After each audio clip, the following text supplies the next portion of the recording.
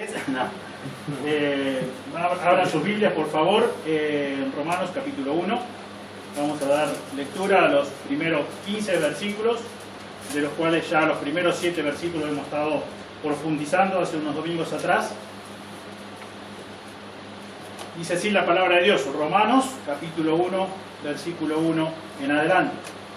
Pablo, siervo de Jesucristo, llamado a ser apóstol, apartado para el Evangelio de Dios, el cual había prometido antes por sus profetas en las Santas Escrituras, acerca de su Hijo, nuestro Señor Jesucristo, que era del linaje de David según la carne, que fue declarado Hijo de Dios con poder según el Espíritu de Santidad por la resurrección de entre los muertos, y por quien recibimos la gracia y el apostolado, para la obediencia a la fe en todas las naciones por amor de su nombre, entre las cuales estáis también vosotros, llamados a ser de Jesucristo.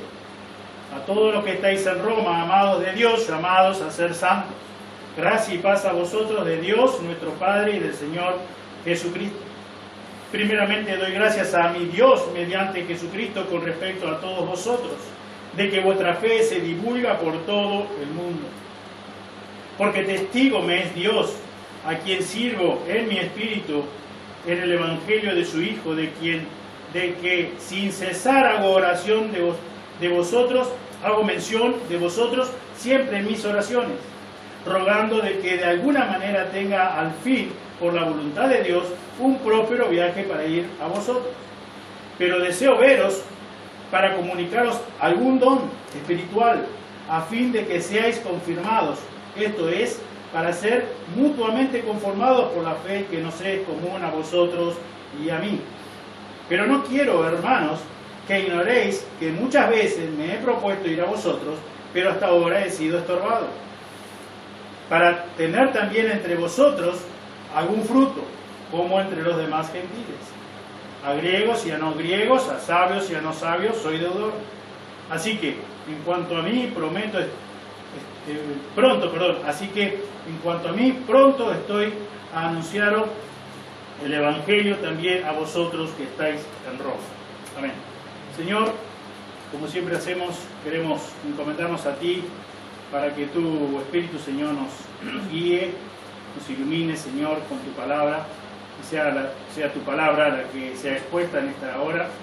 Señor, realmente de corazón deseamos, anhelamos ser edificados a través de ella, Señor, y queremos que tú obres en cada corazón de los que están aquí presentes, como también de quienes escuchen este video y a quienes podamos contar tu palabra, lo que tú nos has hablado en esta tarde. Te damos gracias, Señor, te alabamos, te bendecimos, en el precioso nombre de Jesús oramos. Amén. Amén. Muy bien, a modo de introducción muy rápida, los primeros 7 versículos de esta carta preciosa a los romanos, Pablo realmente es evidente el peso que tiene de que está apasionado por el Evangelio, que ha sido comisionado por Jesucristo mismo para anunciar el Evangelio, que usa estos primeros 7 versículos de una forma, digamos, muy comprimida o muy cargada doctrinalmente para hablar, porque no se aguanta a desarrollarlo hasta se cumplan los 16 capítulos de la carta. Y ahora llegamos a versículo 8, donde dice primeramente, doy gracias a mi Dios mediante Jesucristo con respecto a todos vosotros, de que vuestra fe se divulga por todo el mundo. Es evidente que notar la pasión que tiene el apóstol Pablo, no solamente por Cristo, sino también por su iglesia. Conocemos por la Escritura que la fe verdadera produce obediencia, y eso ya también lo hemos estudiado, como por ejemplo en la carta del apóstol Juan, donde dice, si quieren acompañarme por favor, primera de Juan,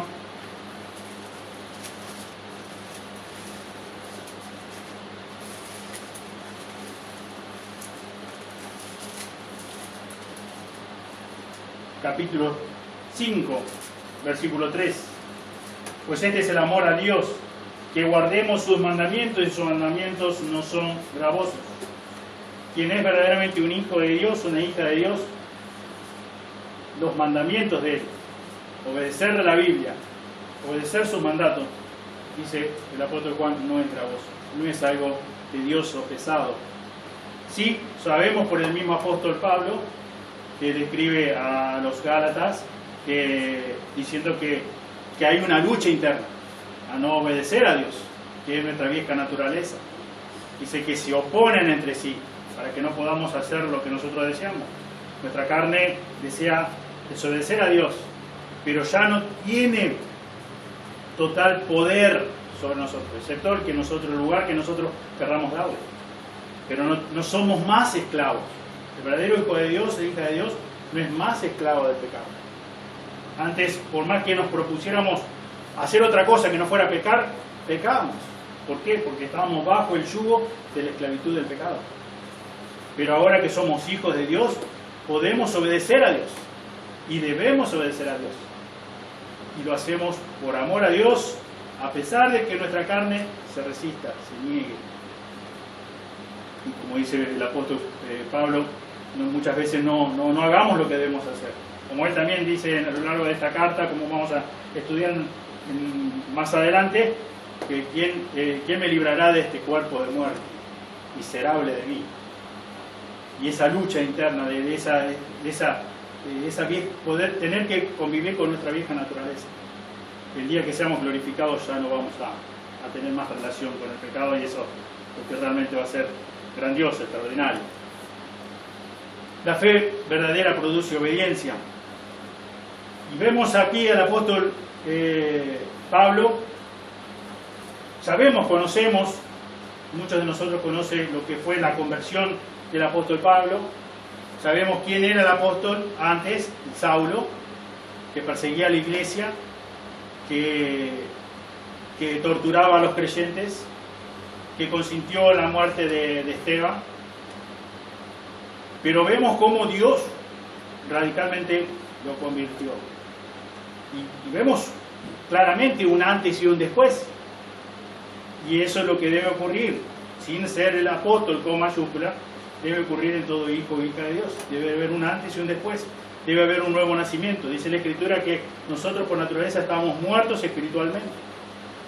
Y cuando Dios, en su gracia y misericordia, nos alcanza, obra en nuestro corazón, su Espíritu Santo nos convence de pecado, justicia y juicio, nos convierte, nos da un nuevo nacimiento. Y es eso que podemos ver por la gracia de Dios, un antes y un después. Lo que antes amábamos, ahora le damos la espalda. Y lo que antes odiábamos y le damos la espalda y aborrecíamos, ahora amamos. Por eso dice Juan que los mandamientos de Dios no son gravosos.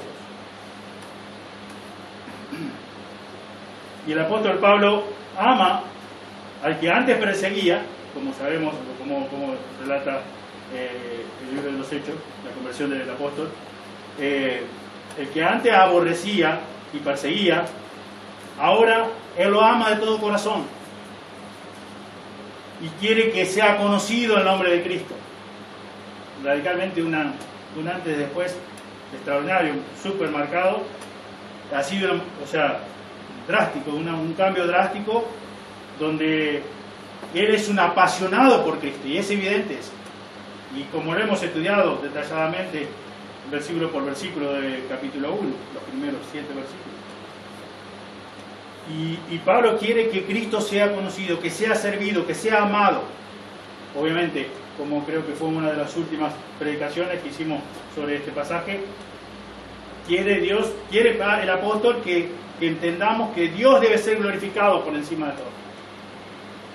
Porque muchas veces pensamos que a la hora de compartir el Evangelio debemos estar motivados pura y exclusivamente por amor a la persona.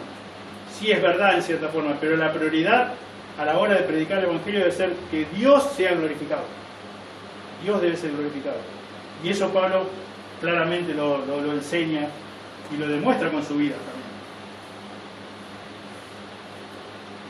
Aquellos que aman a Cristo con pasión, aman apasionadamente la iglesia, y es lo que vemos también en la Escritura. Si nos vamos a Efesios, si bien el apóstol estaba hablando acá para matrimonios, Efesios capítulo 5, versículo 25, versículo muy conocido, dice: maridos, amad a vuestras mujeres, así como Cristo amó a la iglesia. Cristo amó a la iglesia. ¿Y qué hizo Cristo por amor a la iglesia? Se entregó a sí mismo por ella. Entonces, cuando decimos que amamos a Dios, que amamos a Cristo, debemos amar a su iglesia. Y esto es evidente en la vida del apóstol Pablo. Ama a Cristo, por sobre todas las cosas, quiere que sea reconocido, quiere que sea servido, quiere que sea glorificado, pero también ama apasionadamente a su iglesia, por la cual Cristo murió, por la cual dio su vida por ella. Podemos decir, en otras palabras, que es imposible amar a Cristo y no amar a su iglesia. Es imposible. Eso también es como lo que hemos estudiado en la carta del apóstol Juan. Decir que yo amo a Dios y no amo a los hermanos. Dice, el tal es mentiroso, la verdad no está en él. Es imposible decir amar a Dios, no amo a su iglesia. Y la iglesia no es el edificio, sabemos que no es el edificio. Somos cada uno de nosotros los hijos que la formamos. Es imposible amar a Dios, es imposible amar a Cristo y no amar a su iglesia. Y podemos, hoy no vamos a llegar a desarrollarlo, pero sí este párrafo de versículos que comprende del versículo 8 al versículo 15, podemos dividirlo en tres secciones. La primera, el versículo 8, que es la que vamos a profundizar en esta tarde. Pablo da gracias a Dios por estos creyentes en Roma. Después la otra sección, digamos, o fracción, estaría dada entre el versículo 9 y el versículo 13, donde el apóstol Pablo revela a estos hermanos el deseo que tenía de ir a visitarlos. Un deseo tremendo, un anhelo impresionante. Y los últimos dos versículos, 14 y 15, donde Pablo muestra lo que movía, cuál era el motor, por qué tenía ese deseo intenso de ir y estar con ellos, visitarlos y de veros, como dice el texto, de estar con ellos. Así que versículo 8, podemos decir que la gratitud del apóstol a Dios por sus hermanos que están en Roma. La gratitud del apóstol Pablo a Dios por sus hermanos que están en Roma.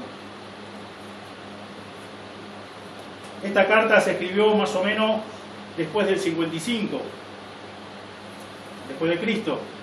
O sea, no habían pasado ni siquiera 30 años cuando Pablo está escribiendo esta carta. No habían pasado 30 años de la muerte y resurrección de nuestro Señor Jesucristo. Sin embargo, el Evangelio había llegado a la misma capital del Imperio Romano.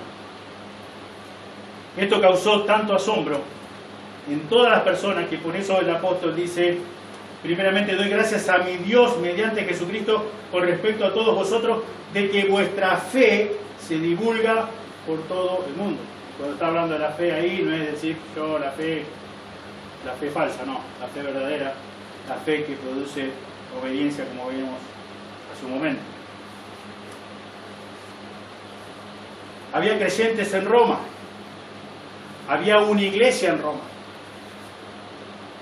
Y si bien el apóstol Pablo no fue el fundador de esta iglesia, él no obstante así da gracias a Dios. Él manifiesta estar profundamente agradecido a Dios.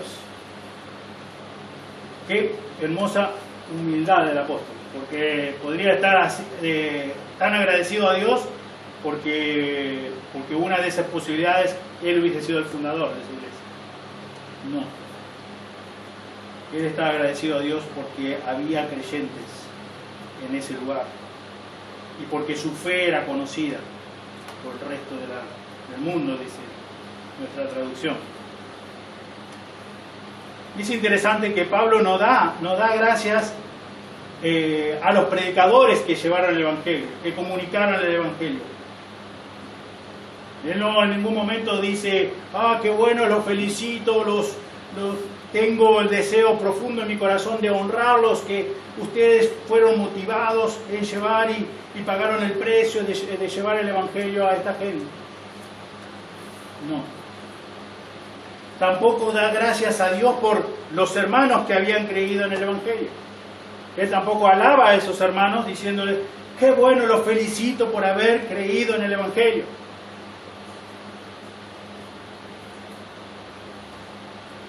No hay nada, para el apóstol, no hay nada de qué gloriarse, ni de que haya sido el fundador de esa iglesia, ni los hermanos que hayan creído en el Evangelio. ¿Por qué?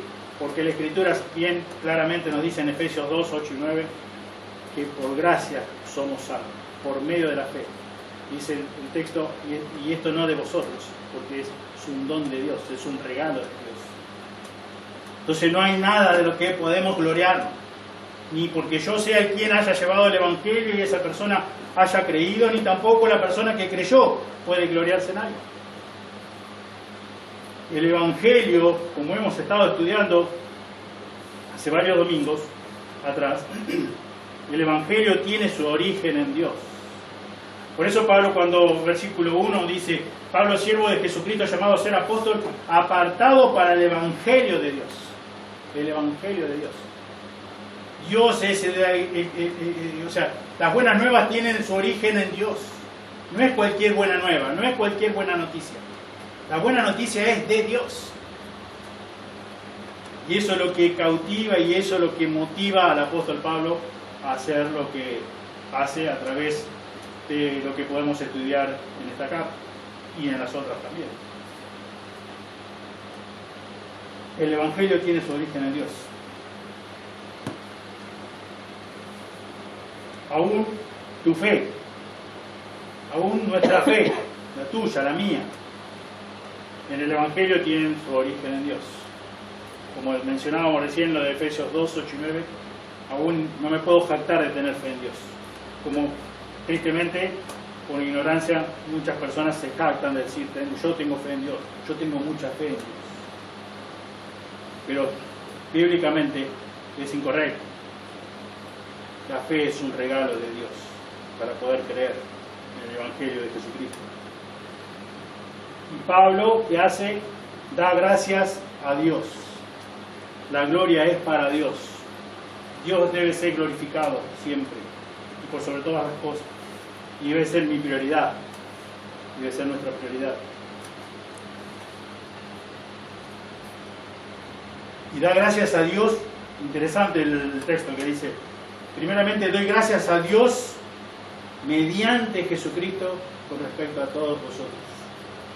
Por medio de Jesucristo, por la fe de cada uno de ustedes, creyentes que están en Roma.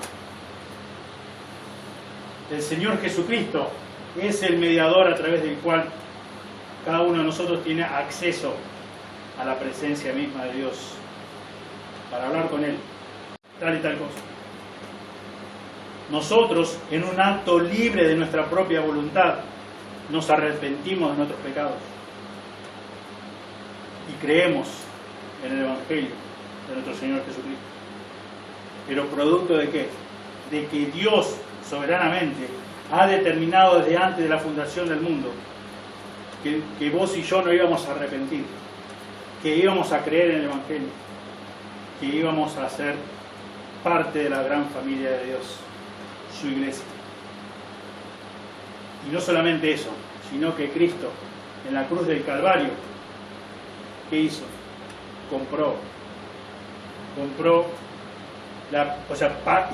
Efectuó la paga impagable de tus pecados y puso en tu cuenta la justicia divina perfecta. Compró sí arrepentimiento, compró sí fe, porque fue un regalo, fue algo que Él quiso darte. Dios no pasó por encima su justicia. Su justicia fue aplicada en la misma persona de Cristo en la cruz de Calvario, en el lugar que vos y yo debíamos ocupar, y por una eternidad, soportando la ira justa de Dios Padre, producto de nuestros pecados. Como dice bien en el Salmo 51, en maldad he sido formado, en pecado me concibió mi madre. Desde nacimiento, ves un bebé y va a decir qué ternura, qué... Antes de la fundación del mundo, para que fuésemos santos y sin mancha delante de Él. Obviamente, vos ni yo, ¿qué pudimos haber hecho? Nada. Solo pecar, solo aborrecer a Dios.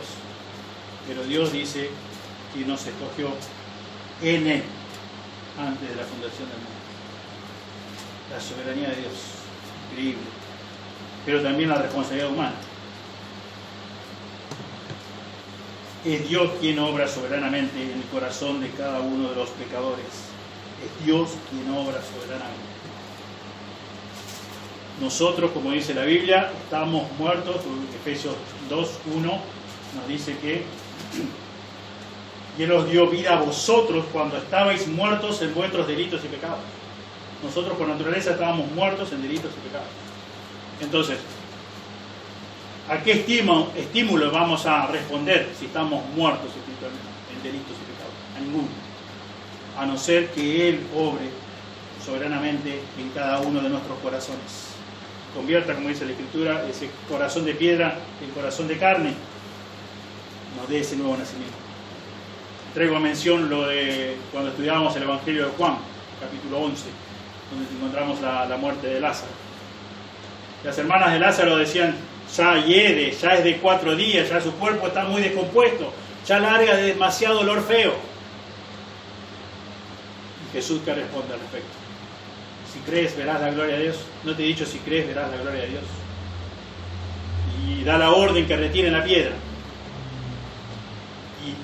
Y tomemos esa similitud, esa, a modo de ilustración, en el ámbito espiritual. Que Lázaro, ahí, bien muerto, bien descompuesto, cada vez más descompuesto, sus tejidos cada vez más desintegrados, hediendo cada vez más. ¿Cómo podía responder? Hacer algo para poder salir de ahí adentro de la tumba. Obviamente que nada, absolutamente nada. Sin embargo, cuando Jesús, el dador de vida, dice, Lázaro, ven fuera, él sale. Dejó atrás el hedor, dejó atrás la descomposición de sus tejidos y salió caminando. En el ámbito espiritual lo mismo, cuando Dios nos regenera, nosotros estando muertos en delito y pecado, no podemos hacer nada para agradar a Dios, porque dice la Escritura también en Isaías, que aún nuestras mejores cosas, como son nuestras propias justicias, son consideradas para Dios como trapos de inmundicia. Dios es el que regenera, Dios es el que nos da vida, la salvación es de Él, es de Dios. Por eso, como leíamos en Efesios 1:4, dice, según nos escogió en Él ante la fundación del mundo. Pero hay algo muy interesante que menciona el apóstol Pablo, a la cual él demuestra esa pasión, ese fervor por el Evangelio de Dios, como dice en el versículo 1 de este capítulo. Y es que Dios lo quiere hacer a través de la predicación del Evangelio. Mediante la predicación del Evangelio. Si se fija el versículo 9, dice, porque testigo me es Dios, a quien, Romanos 1:9, porque testigo me es Dios, a quien sirvo en mi espíritu, en el Evangelio de su Hijo. Porque testigo me es Dios, a quien sirvo en mi espíritu, en el Evangelio de su Hijo. Dios es el que obra, Dios es el que regenera, Dios es el que da vida. Pero Él también quiere usar ciertos medios.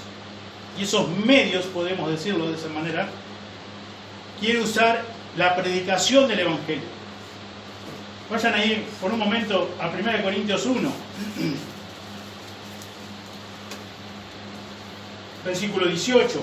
Dice, porque la palabra de la cruz es locura a los que se pierden, pero a los que se salvan, esto es, a nosotros es poder de Dios. La palabra locura dice que para nosotros los que nos salvamos es poder de Dios. Pues está escrito, destruiré la sabiduría de los sabios y desecharé el entendimiento de los entendidos. ¿Dónde está el sabio? ¿Dónde está el escriba? ¿Dónde está el disputador de este siglo? ¿No ha enloquecido Dios la sabiduría del mundo? Pues ya que la sabiduría de Dios el mundo no conoció a Dios mediante la sabiduría.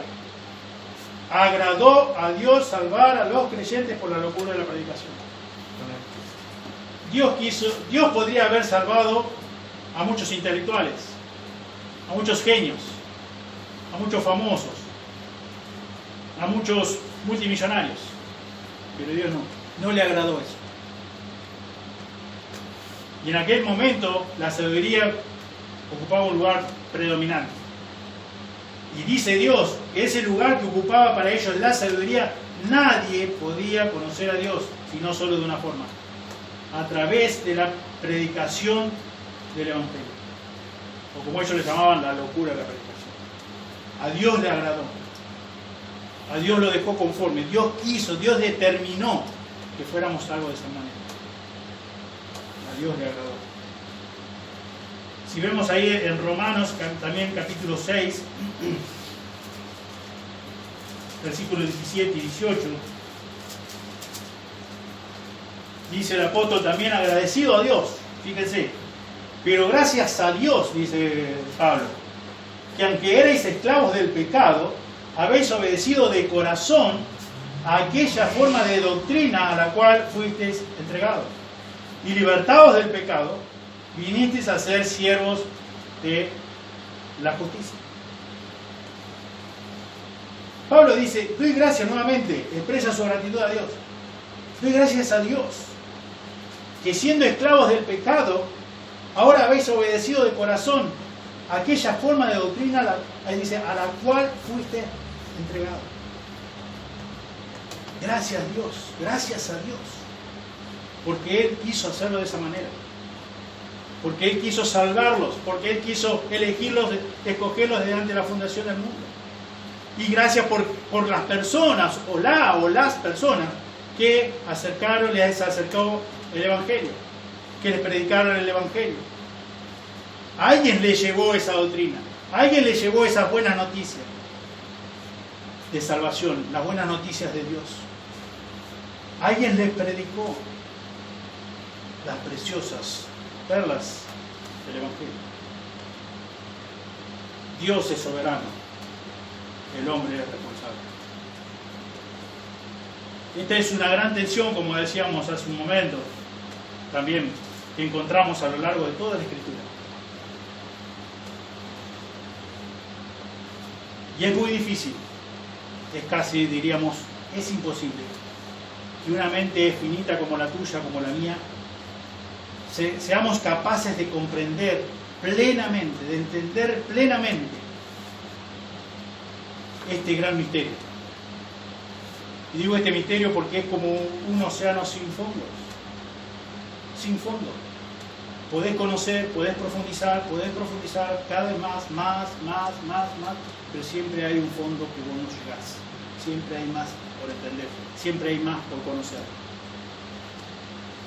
No podemos, con nuestra mente finita, no podemos.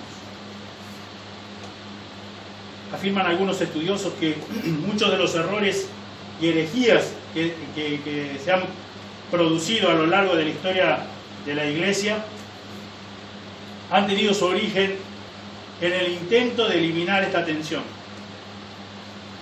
¿Y cómo lo han hecho? Bueno, algunos han debilitado la soberanía de Dios, dejando la salvación en última instancia en las manos del pecador. Dicen, no es, digamos, si pudiéramos dar un porcentaje, no es el 50% de la soberanía de Dios y 50% como si dependiera, no es. Quiero dejar en claro, no estamos hablando de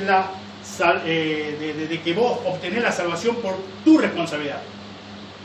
O sea, vos sos responsable delante de Dios siempre y cuando Dios obviamente obre en tu corazón. Tenés su grado de responsabilidad, pero no es tu responsabilidad que te hace una persona salve a la cual podés atribuir gloria alguna o jactancia alguna.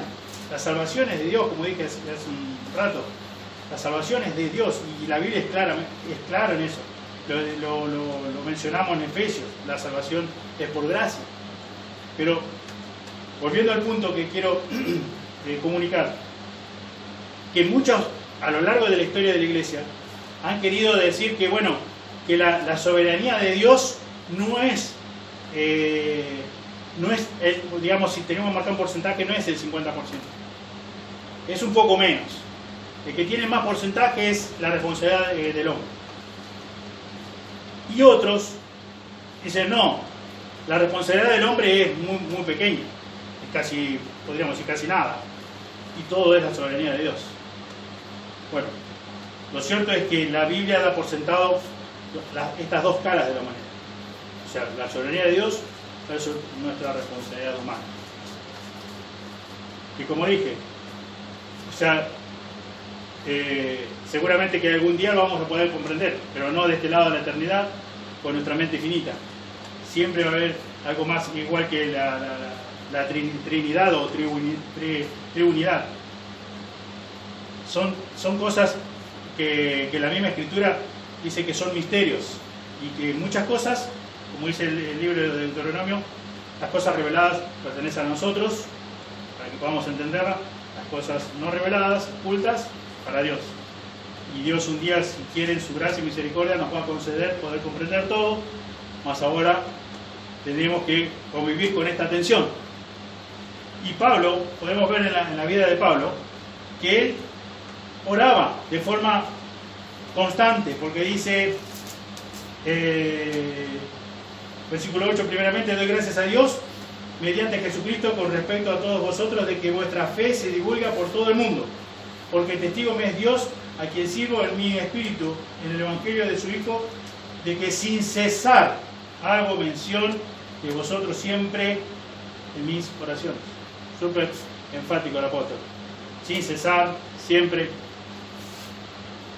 oraciones, siempre presente en sus oraciones.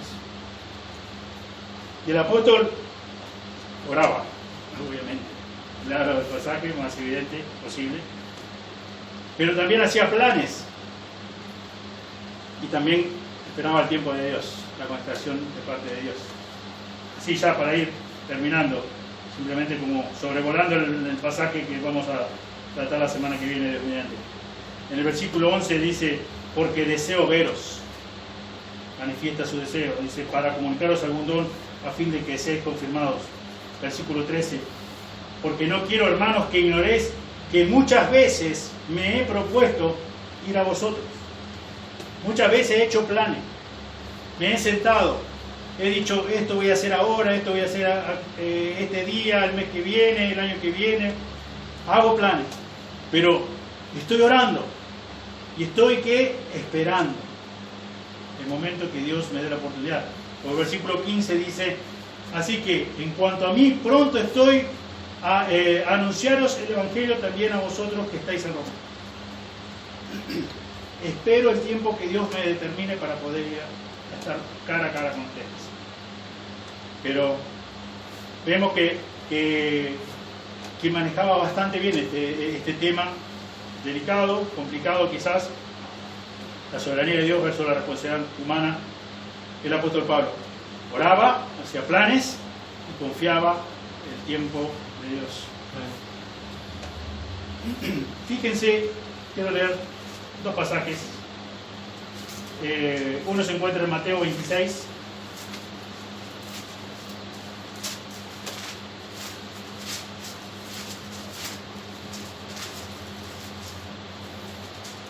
Mateo 26, versículo 24.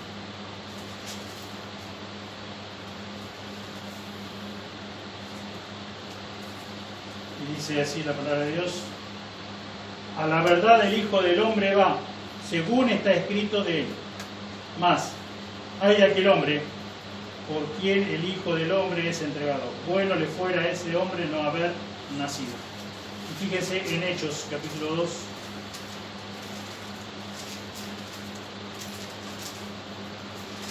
Versículos 22 y 23. Varones israelitas, oíd estas palabras. Jesús Nazareno, varón aprobado por Dios entre vosotros, por maravillas, prodigios y señales, que Dios hizo entre vosotros por medio de él, como vosotros mismos sabéis. Versículo 23. Entregado por el determinado consejo y anticipado conocimiento de Dios. A Jesucristo, entregado por el determinado consejo y anticipado conocimiento de Dios. Prendisteis y matasteis por manos de inicuos, crucificándole. Por un lado encontramos a Jesús diciendo que a un hombre, dice, el Hijo del Hombre va a ser entregado. Pero hay aquel hombre por quien el Hijo del Hombre es entregado. Bueno le fuera no haber nacido. Y después en el discurso de Pedro dice que a ese que habían entregado había sido entregado por el determinado consejo y anticipado conocimiento de Dios. Prendisteis, matasteis por manos de inicuos crucificados. Soberanía de Dios versus responsabilidad humana. Y debemos quedarnos en mente con el ejemplo notable de nuestro amado y querido apóstol Pablo. Apasionado por Cristo, apasionado por la iglesia de Cristo, ¿qué hacía? Oraba en primer lugar, forma constante, sin cesar, dice, siempre hacía planes y confiaba en el tiempo de Dios, porque muchas veces nosotros hacemos lo que dice Santiago, ¿no? Santiago capítulo 4.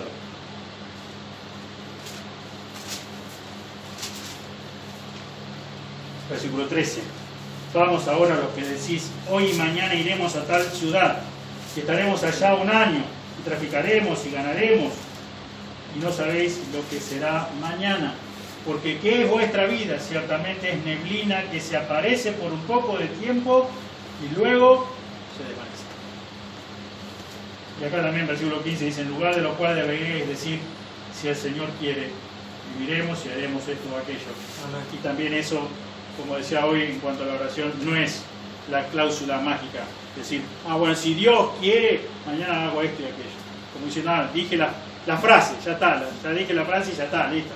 Ya ahora tengo asegurado mis planes, tengo asegurado todo. No, es esperar su guía, esperar su dirección, esperar el tiempo de eso.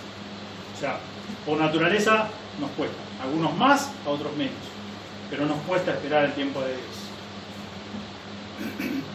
Y el apóstol Pablo esperó el tiempo de Dios. No me quiero adelantar demasiado, pero es interesante ver que el apóstol tenía un gran deseo, ferviente deseo de ir a veros a estos hermanos, de estar con ellos, predicar el Evangelio, enseñarles acerca del Evangelio, y fue de una forma muy particular el apóstol, muy particular. Y Dios quiso que fuera así, y no de otra forma, preso. Así que bueno, esperemos el tiempo de Dios. No siempre las cosas van a salir como uno desea o espera, pero es bíblico y es 100% verdadero, porque está basado en la palabra de Dios.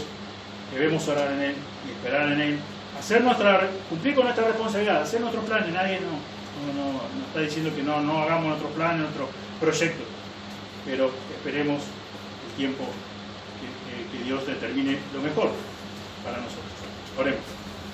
Amado Señor, gracias por este tiempo de tu palabra, gracias por la atención de cada hermano, hermana, cada persona que está aquí en esta tarde.